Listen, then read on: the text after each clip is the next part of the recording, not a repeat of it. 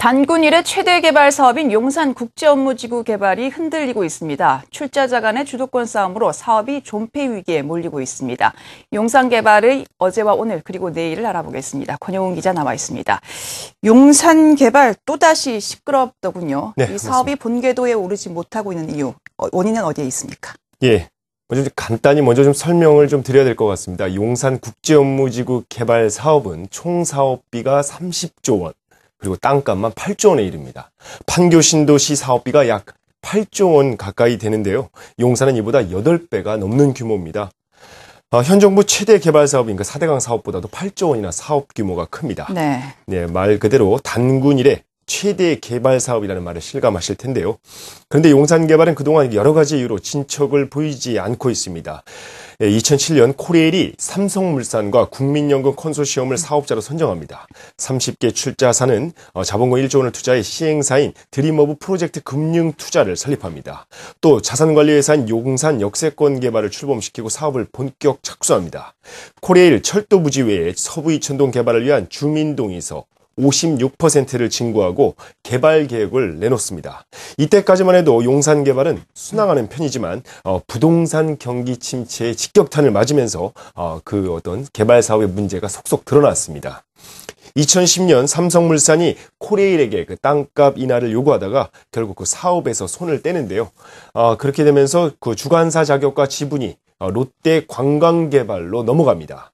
코레일은 지난해 7월 땅값 납부 연기 등을 담은 사업 정상화 조치를 발표하고 착공에 나섰습니다. 그런데 자본금이 바닥을 드러내면서 철도 부지 토지오염 정화 공사도 현재 중단된 상태입니다. 지난 8월 서부 이천동 보상 계획이 나오면서 용산 개발에 대한 기대감이 다시 한번 한껏 부풀어 오르기도 했는데요. 하지만 최근 코레일과 롯데관광 개발이 주도권 싸움으로 사업은 다시 한번 더 본궤도를 이탈한 상황입니다. 네, 이번 갈등의 핵심은 이 출자자들이 용산 개발을 위해서 설립한 드림허브 내부의 문제에 있는 것 같습니다. 연말에 이 드림허브가 부도를 맞을 수 있다 이런 얘기도 들리던데 사실인가요? 예, 맞습니다. 그 드림허브 PFV는 30개 출자사로 이뤄진 만큼 이해관계가 얽혀 있어서 그 뜻을 하나로 모으기가 쉽지 않은 모양입니다. 지난 19일 그 드림허브 이사회는 사업 재개를 위한 안건을 논의할 예정이었지만 의결 정족수 미달로 무산됐습니다. 그 어떤 속사정을 보면은 시행사인 드림허브 PFV의 최대 주주인 코레일과 자산관리회사인 용산 역세권개발의 최대 주주인 롯데관광개발이 정면으로 충돌했기 때문입니다.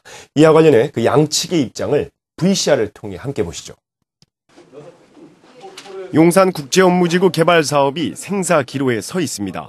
사업 주체인 코레일과 민간 출자사의 대표격인 롯데관광개발의 갈등이 가장 큰 현안입니다. 코레일은 분양성과 사업성을 위해 사업 기간을 늘리고 철도 부지를 우선 분양하는 단계적 개발로 바꿔야 한다는 입장입니다.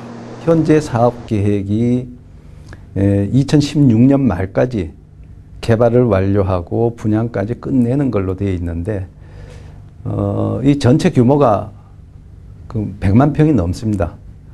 100만 평이 넘는 대규모 물량을 2016년까지면 지금 4년밖에 안 남았는데 4년 동안에 분양시장에 내놓는다 그러는 것은 뭐 분양이 거의 불가능하다고 보고 있습니다. 그래서 우선은 사업 기간을 좀 충분히 좀 길게 잡아야 될 것 같다. 그래서 이제 단계적 개발이 필요하다고 본 건데. 반면 롯데관광개발은 통합개발 원칙론을 고수하면서 사업기간 연장으로 막대한 추가 비용이 소요될 것이라며 반색합니다. 코레일이 주장하는 단계적 개발이라는 것은 엄밀한 의미에서는 단계적 개발이 아니고 분리 개발입니다. 코레일 땅만 먼저 개발하고 거기서 개발이익이 나면 서부 이천동 주민들을 보상해 주겠다는 거예요. 근데 우리가 지금껏 해왔던 그 사업계획서 안에는 그 통합개발을 전제로 해서 그 서부 이천동의 약 2,300세대의 주민동의서를 통합개발을 전제로 받아왔단 말이죠. 그리고 그거에 맞게끔 모든 인허가라든지 설계가 현재 진행이 돼 있어요. 근데 그거를 지금 원천적으로 지금 뒤집고 땅값에 대한 이자 1조 5천억과 건축공사가 지연됨으로 해서 발생하는 부대 비용 약 2조 5천억 등 4조 원이 공사대금이 늘어납니다. 그러면 이러한 그 공사대금 늘어나는 거는 누가 책임지겠다는 거죠? 코레일은 사업 정상화를 위해서 능력 있는 주관사 영입이 필수라며 롯데관광개발이 이를 막고 있다고 주장합니다. 이에 대해 롯데관광개발은 주관사 영입에 반대하지 않고 주주사, 출자사로서 역할을 다할 뿐이라고 밝혔습니다. 그럼 이 30조가 넘는 사업을 할 수 있는 능력이 있는 회사가 돼야 되겠죠.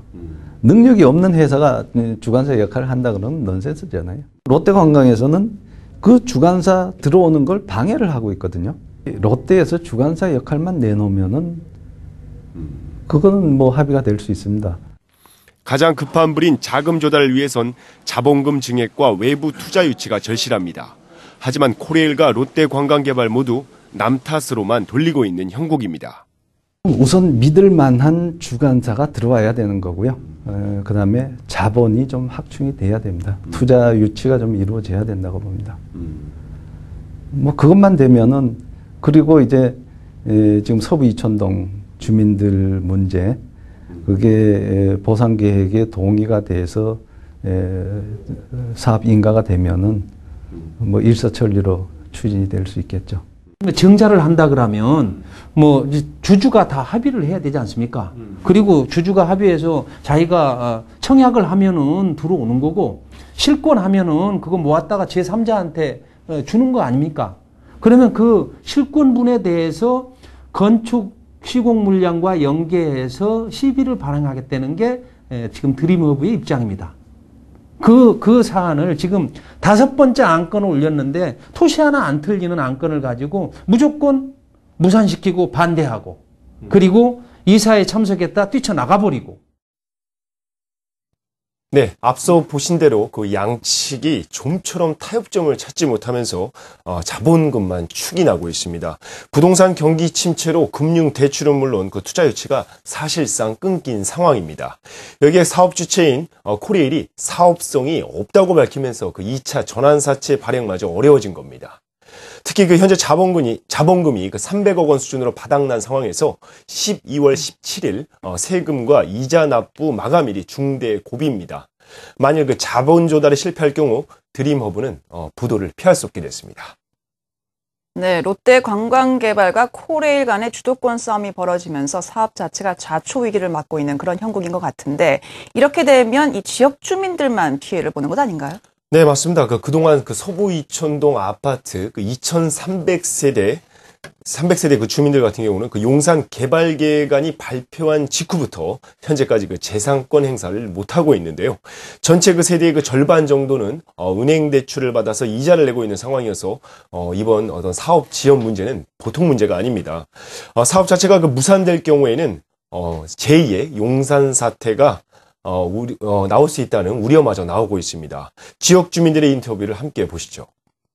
집안 싸움으로 인해서 주민들을 갖다가 이제 생각 자체가 포기하는, 그런 식으로 해서 어떻게 하면 보상 가격을 갖다 적게 주려고 언론 플레이 계속하고 있는 거 아니냐. 6년을 기다렸는데 앞으로 8년을 더 기다리라는 거거든요. 그럼 8년 동안 여기 있는 주민은 다 죽으라는 얘기잖아요. 어떤 방안도 없고 무작정 단계적인 개발. 이거는 말도 안 되는 이야기고요. 주민들 거의 다가 보통 평균적으로 그 대출이 거의 한 3억대 이상이에요. 그러면 3억이면은 쉽게 얘기해서 대출 이자만 해도 월 300이 됩니다. 그게요. 300이란 이자를 내고 있고, 또 그러다 보니까 뭐 어떻게 지금 그 300만 원 이자에 대해서 낼 수 있는 방법이 없죠, 지금은요. 너무 아시다시피 이촌동이 지금 뭐 상가고 뭐고 다 죽다 보니까. 그러다 보니까 저도 지금 이 대출을 못 내는 입장이고, 대출금에 대한 이자를, 그러다 보니까 이게 잘못하면 집이 경매로 넘어갈 수 있습니다, 지금요. 이게 이런 식으로 묶여진다면은 서울시에서도 주민들 다 고통받는 거 보상해서 주고 책임지고 다 해야지 돼. 이게 보통 큰일이 아니에요. 주민들이 진짜 다 들고 일어나가지고 무슨 일을 벌어질지 몰라요. 네, 사업이 정상 궤도에 오를 수 있는 방법을 찾아야 할 텐데 해법은 없습니까? 예, 용산 국제업무지구 개발은 그 IT와 금융, 또 관광을 테마로 하는 동부가 최대 비즈니스 허브를 목표로 하고 있습니다. 그만큼 청사진이 화려한데요. 또한 그 67조 원의 경제 효과와 36만 명의 고용 창출 효과가 기대되는 사업이기도 합니다. 나아가 침체된 건설 경기를 부양할 수 있는 국내 최대 그 PF 개발 사업입니다. 이제 문제가 발생하면서 땅을 판 코레일이나 개발 이익을 위해 뛰어든 출자사들이나 나아가서 이를 허가한 서울시 모두의 책임일 겁니다. 시행사인 드림허브는 내부의 갈등을 하루빨리 봉합하고 지역 주민 보상도 풀어야 할 과제입니다. 최악의 경우 공기업에 국민 혈세가 투입되는 일이 없도록 국민 모두가 관심 있게 지켜볼 대목입니다. 용산 개발 사업이 정상화냐 아니면 무산일지를 결정짓는 시기가 불과 한 달 정도밖에 안 남은 형국입니다. 네, 용산 국제업무지구 개발의 난맥상 권영훈 기자와 함께 알아봤습니다. 말씀 잘 들었습니다.